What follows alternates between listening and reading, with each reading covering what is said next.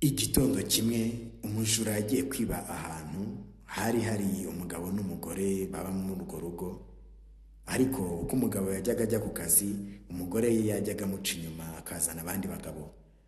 Nuko umujura yinjira muri plafo.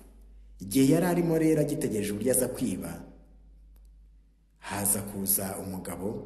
Uwo mugabo akaba yari umusambanya w'uwo mugore. Nuko baraganira baza no kugera ku gitekerezo cy'uburyo bazica umugabo nyir'urugo. Uwari uri muri plafo rero nawe arabyumva aryumaho. Bakoze ibyo bakora rero, uwo mugabo w'umwinjira arataha. Nyamugore nawe aguma aho ngaho ategura ibya saa sita, ariko aza kubishyiramo uburozi. Umujura rero akaba yarakurikiraniraga hafi ibyabaga byose. Ni ukuvuga ngo gahunda yo kwiba yisa nayivamo we yigumiramo. Hanyuma wa mugabo atashye saa sita aje kurya, umugore aratangira ategura ibyo ategura. Umujura rero aho yari ari hejuru, nuko akoma akarura ati, wa mugabo uramenye ibyo biryo ntubirye rwose biraroze. Umugabo atungurwa no kumva harimo undi muntu.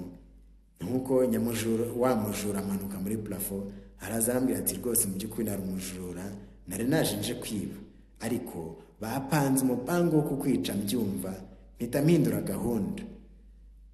Umugabo rero amaze ati, mu by'ukuri se waruje kwiba iki? Undi ati, nari mfite gahunda yo kubiba imfunguzo, nkaba nabasha no gutwara ibiri mu nzu, ndetse n'iriya modoka yawe uba washyize hanze.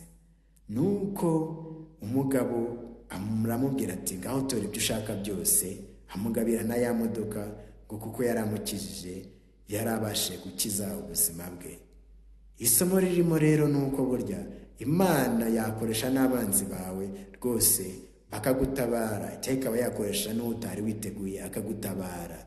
Kandi nanone hari n'undi ushobora kuba ari mu mico mibi, ariko rimwe nawe buryo ufite ibitekerezo bizima, kandi nawe akaba yabyungukiramo rwose.